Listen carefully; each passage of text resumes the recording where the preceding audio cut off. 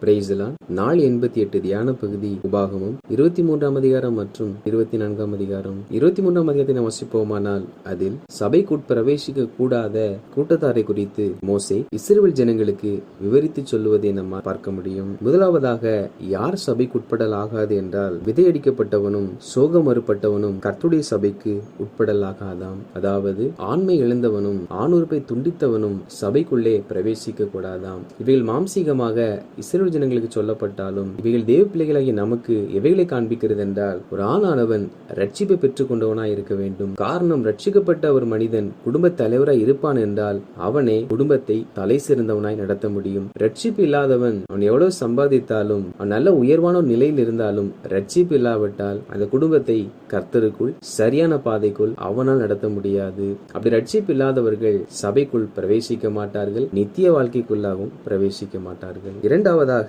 வேசி பிள்ளையும் கர்த்தருடைய சபைக்கு உட்படலாகாது என்பதாக மோசே சொல்லியிருக்கிறார். அதாவது வேசித்தனம் பண்ணினவர்கள் ஒரு நாளும் சபைக்கு உட்படலாகாதாம். இவைகள் நாம் பார்க்கிற கைகளால் செய்யப்பட்ட இந்த சபையை மாத்திரம் குறிக்காமல் நாம் பரலோக ராஜ்யத்திற்கு செல்லும் பொழுது அங்கே ஒரு சபை வைக்கப்பட்டிருக்கிறது.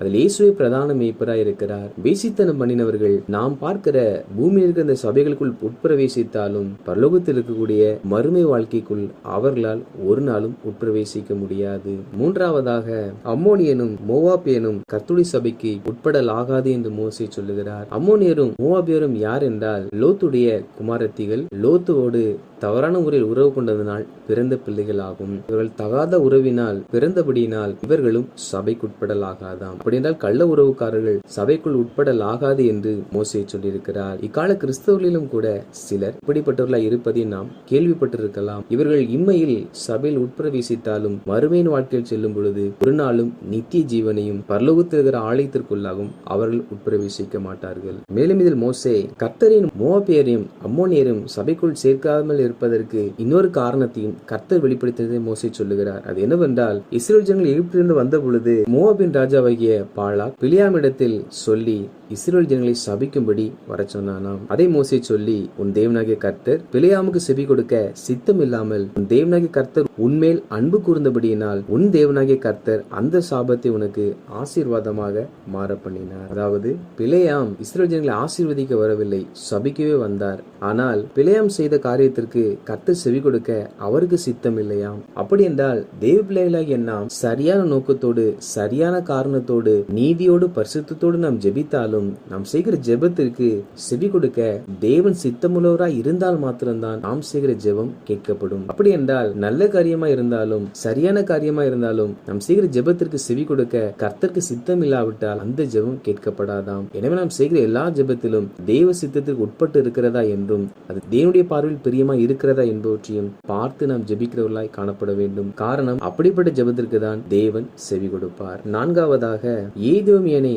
அருவருக்காயாக அவன் சகோதரன் எகிப்தியனை அருவருக்காயாக அவன் தேசத்திலே பரதேசியாய் இருந்தார். அது ஏதோமியனை அருவருக்க கூடாதாம், எகிப்தியனையும் கூட அருவருக்க கூடாதாம். ஏன் கர்த்தர் இவ்வாறு சொல்லுகிறார் என்றால் மூன்றாம் தலைமுறையில் அவர்களுக்கு பிறந்த பிள்ளைகள் கர்த்தருடைய சபைக்கு உட்படலாம். இது யாரை காண்பிக்கிறது என்றால் ரட்சிக்கப்படாதவர்கள் சபைக்கு உட்படல் ஆகாது. ஆனால் அவர்கள் ரட்சிக்கப்பட்ட பிற்பாடு அவர்கள் சபைகளுக்கு உட்பிரவேசிப்பார்கள், நித்திய ராஜ்யத்தையும் சுதந்திரிப்பார்கள். எனவே நாம் ரட்சிக்கப்படாத ஜனங்களை பகைக்காதபடி எச்சரிக்கையா இருக்க வேண்டும். ஐந்தாவதாக அசுத்தமாய் இருக்கிற ஒருவன் உங்களில் இருந்தால் பாளையத்திற்குள் வராமல் ஸ்நானம் பண்ணி பாளையத்திற்கு வெளியே இருக்க வேண்டுமாம். ஐந்தாவதாக அசுத்தமாய் இருக்கிறவர்கள் சபைகளுக்கு உட்படலாகாது. அசுத்த சிந்தையோடு பாவத்தோடு அநீதியோடு வாழ்கிறவர்கள் பரலோக ராஜ்யத்திற்குள் பிரவேசிக்க மாட்டார்கள். இக்கால சபைகளுக்குள் அவர் உட்பிரவேசித்தாலும் நித்திய காலமாய் நாம் ஆராதிக்க போகிற பரலோகத்தில் வாசம் பண்ணுகிற சபைகளுக்குள் அசுத்தமானவர்கள் ஒரு நாளும் உட்பிரவேசிக்க மாட்டார்கள். ஆறாவதாக வேசி பணயத்தையும் நாயின் கிரயத்தையும் எந்த பொருத்தனையினால் ஆகிலும் உன் தேவனாகிய கர்த்தரின் ஆலயத்திற்கு கொண்டு வராயாக. அவைகள் இரண்டும் உன் தேவனாகிய கர்த்தருக்கு அருவருப்பானவைகள். அது வேசித்தனத்தினால் சம்பாதிக்கப்பட்ட பணத்தையும் நாயின் கிரயத்தையும் கர்த்தருடைய ஆலயத்திற்குள் கொண்டு வரக்கூடாதாம். காரணம், அவைகள் கர்த்தருக்கு அருவருப்பானவைகளாம். வேசியின் பணயம் என்றால் வேசித்தனத்தினால் சம்பாதிக்கப்பட்ட பணங்கள். நாயின் கிரயம் என்றால் கீழுள்ள வசனங்களை வாசித்து பார்க்கும் பொழுது அதில் வட்டி வாங்க வேண்டாம் என்பவற்றை குறித்து கர்த்தர் சொல்லியிருக்கிறார். அப்படி என்றால் நாயின் கிரயம் என்பது வட்டிக்கு வாங்குகிற பணமாகும். எனவே பிள்ளைகளாக நாமும் தவறான முறையில் வருகிற பணங்களையும் பிறரிடத்திலிருந்து கவ்வி இழுக்கக்கூடிய வட்டி பணங்களையும் ஒரு நாளும் நாம் யாரிடத்தில் வாங்கக்கூடாது. காரணம் கர்த்தர் அதை அருவருக்கிறார். மேலும் மோசே, உன் தேவனாகிய கர்த்தருக்கு பொருத்தனை பண்ணி இருந்தால் அதை செலுத்த தாமதம் செய்யாதே. உன் தேவனாகிய கர்த்தர் நிச்சயமே அதை உன் கையில் கேட்பார். அது உனக்கு பாவமாகும். அதாவது நாம் ஒரு காரியத்தை செய்வேன் என்று தேவ சமூகத்தில் பொருத்தனை செய்து அதை செய்யாமல் இருப்போம் என்றால் அவைகள் பாவம் என்ற ஒரு நிலைக்குள்ளாக நம்மை தள்ளிவிடுகிறது. என தேவ பிள்ளைகளாகிய நாம் எதையெல்லாம் பொருத்தனை செய்து அதை நாம் செய்யாமல் இருக்கிறோமோ அதை அறிந்து நாம் அவைகளை செய்கிறவர்களாய் காணப்பட வேண்டும். அப்படி பொருத்தனை பண்ணி நாம் எவையெல்லாம் செய்யவில்லையோ அது எல்லாம் பாவமாய் நம்முடைய வாழ்க்கையில் நம்மை பின்தொடரும். 24ஆம் அதிகாரத்தை வாசிப்போமானால் அதில் மோசே இஸ்ரவேல் ஜனங்களை நோக்கி, ஒருவன் ஒரு ஸ்திரீயை விவாகம் பண்ணி இந்த ஸ்திரீனிடத்தில் இலட்சியான காரியத்தை கண்டு அவள் மேல் பிரியமில்லாமல் தள்ளுதல் சீட்டை எழுதி கொடுத்து அவளை அவன் தகப்பன் வீட்டுக்கு அனுப்பினால் அவள் அவனை விட்டு போன பிற்பாடு அவள் வேறொருவனுக்கு மனைவியாகலாம். இரண்டாவது உள்ளவனும் அவள் கையில் தள்ளுதலின் சீட்டை எழுதி கொடுத்து அவளை வீட்டிலிருந்து அனுப்பிவிட்டாலும் அல்லது அவள் விவாகம் பண்ணின அந்த மனிதன் இறந்து போனாலும் அவள் ஒரு காலும் தான் முதலாவது திருமணம் செய்த அந்த நபரிடத்தில் வரக்கூடாது. அவன் இவளை ஏற்றுக்கொள்ளவும் கூடாது. காரணம் என்னவென்றால் இவள் இரண்டாவது முறையாக இன்னொருவனை திருமணம் செய்து கொண்டால் எனவே இவள் முன்னிருந்தவனோடு கூட வாழக்கூடாது என்று மோசே இஸ்ரவேல் ஜனங்களுக்கு சொல்லி இருக்கிறார். ஏன் மோசே அவ்வாறு சொன்னார் என்றால் அது கர்த்தருக்கு முன்பாக அருவருப்பாய் இருக்குமாம். அதாவது ஒரு மனிதன் ஒரு மனுஷியோடு தான் வாழ வேண்டும், ஒரு மனுஷி ஒரு மனிதனோடு வாழ வேண்டும். இதுதான் தேவனுடைய திட்டமாகும். எனவேதான் கர்த்தர் ஆதாமையும் ஏவாளையும் ஒரு மனிதனையும் ஒரு மனுஷியையும் உண்டாக்கினார். மேலும் மோசே, ஒருவன் புதிதாய் திருமணம் பண்ணியிருந்தால் அவன் யுத்தத்திற்கு செல்ல வேண்டாமா, அவன் மேல் எந்த ஒரு வேலையும் சுமத்த வேண்டாமா, அவன் ஒரு வருஷ காலம் அளவும் தன் வீட்டில் தன் இஷ்டப்படி இருந்து அவன் விவாகம் பண்ணின மனைவியை சந்தோஷப்படுத்த வேண்டும் என்பதாக சொல்லியிருக்கிறார். அதாவது புதிதாய் திருமணமானவர்கள் யுத்தத்திற்கு சென்று மரித்து விட்டால் திருமணம் செய்தது பலம் இல்லாமல் போய்விடும். எனவே திருமணமானவன் ஒரு வருட காலம் அளவும் யுத்தத்திற்கு செல்லக்கூடாதாம், எந்த ஒரு கடினமான வேலையும் செய்யக்கூடாதாம். மாறாக அவன் தன் இல்லத்தில் ஓய்வெடுத்து தன் மனைவியோடு கூட மகிழ்ந்திருக்க வேண்டும் என்பதாக மோசே சொல்லுகிறார். அப்படி என்றால் தேவனாகிய கர்த்தர் மனிதன் மகிழ்ச்சியை வாழ வேண்டும் என்றுதான் அவர் விரும்புகிறார்.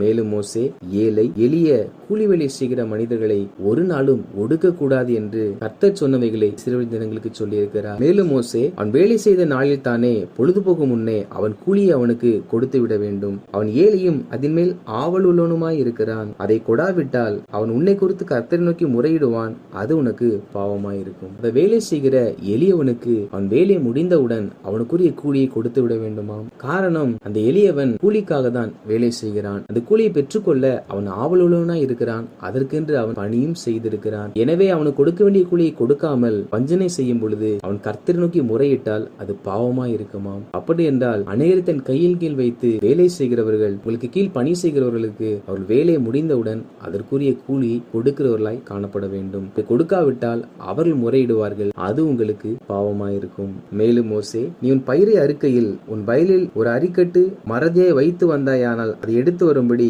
திரும்பி போக வேண்டாம். நீ உன் ஒலிவ மரத்தை உதிர்த்து விட்ட பின்பு கொப்பிலே தப்பி இருக்கிறதை பறிக்கும்படி திரும்ப போக வேண்டாம். நீ திராட்சை பழங்களை அறுத்த பின்பு மறுபடியும் அதை அறுக்க திரும்ப போக வேண்டாம் என்பதாக சொல்லுகிறார். மறந்து வைத்த அரிக்கட்டுகளையும் ஒலிவ மர கொப்பிலே தப்பி இருக்கிற பழங்களையும் திராட்சை கொடியில் இருக்கிற திராட்சை பழங்களை திரும்ப பறிக்கும்படி போக வேண்டாம் என்பதாக சொல்லுகிறார். ஏன் அவ்வாறு பறிக்க வேண்டாம் என்று சொல்லுகிறார் என்றால், உன் தேவனாகிய கர்த்தர் உன் கையின் பிரயாசத்தில் எல்லாம் உன்னை ஆசீர்வதிக்கும்படி அதை பரதேசிக்கும் திக்கற்ற பிள்ளைக்கும் விதவைக்கும் விட்டு விடுவாயாக. அதாவது இந்த மரிக்கட்டுகளில் மீதியாய் இருப்பதும் ஒலிவ மரத்தில் மீதியாய் இருப்பதும் திராட்சை பழத்தில் மீதியாய் இருப்பதும் பரதேசிக்கும் திக்கற்ற பிள்ளைகளுக்கும் விதவைகளுக்கும் விட்டுவிட வேண்டுமாம். காரணம், இவைகளை அவர்கள் புசிக்கும் பொழுது ஆண்டவராகிய கர்த்தர் விதைத்தருடைய கையின் பிரயாசத்தை ஆசீர்வதிப்பாராம். அப்படினால் தேவ பிள்ளைகளாகிய நாம் பூரண ஆசீர்வாதங்களை பெற்றுக்கொள்ள வேண்டும் என்றால் பரதேசிகள் மேலும் திக்கற்ற பிள்ளைகள் மேலும் விதவைகள் மேலும் நம் கவனத்தை செலுத்த வேண்டும். நாம் இந்த மூன்று கூட்டத்தார் மேல் நம் கவனத்தை செலுத்தி